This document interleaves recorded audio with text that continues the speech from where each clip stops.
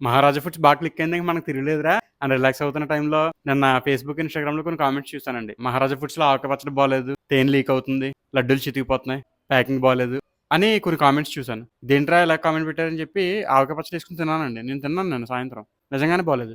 అవన్నీ జెన్యూన్ కామెంట్సే. అంటే ఆవకాయ పచ్చడి పక్కన పడేసి మళ్ళీ కొత్త ఆవకాయ పెట్టిస్తున్నాను. అలాగే తేనె లీక్ అవ్వకుండా ఇలా ప్యాక్ చేసి ప్యాకెట్‌ని డబ్బాలో పెట్టి పంపిస్తున్నామండి. ఇంక ఎట్టి పరిస్థితుల్లో లీక్ అవ్వదు. అలాగే స్వీట్స్ కూడా మనం ఇలా బాక్స్‌లో పెట్టి పంపిస్తున్నాం, పేపర్ బాక్స్‌లో. ఇవి కొరియర్‌లోని ఎక్కువ ఒకదాని మీద ఒకటి పడిపోతాయి కదా!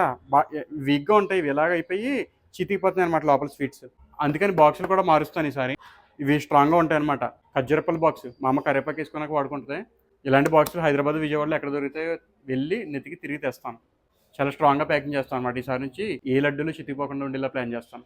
ఈ రకంగా నెగెటివ్ కామెంట్స్ రావడం వల్ల నేను ప్యాకింగ్‌ని ఇంకా ఇంప్రూవ్ చేస్తాను. ప్రొడక్ట్‌ని ఇంకా ఇంప్రూవ్ చేస్తున్నాను. ఇంకా శ్రద్ధగా పనిచేస్తాను. ఎప్పుడైతే మనం ఇంకా ఎక్కువ శ్రద్ధగా పనిచేసామో ఇంకా ఎక్కువ సక్సెస్ అవుతాం. మంచిదే కదా! ఈ నెగెటివ్ కామెంట్స్ వల్ల కూడా నాకు మంచే జరిగింది. అంతా మన మంచికే.